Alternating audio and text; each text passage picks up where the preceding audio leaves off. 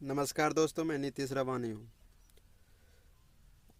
आप लोग सबको बता दूं कि आज खेसारी लाल यादव जी का बर्थडे है और बहुत ही खुशी की बात है। गरीबों का मसीहा, भोजपुरी का शेर, गॉड फादर खेसारी लाल यादव जी का बर्थडे है।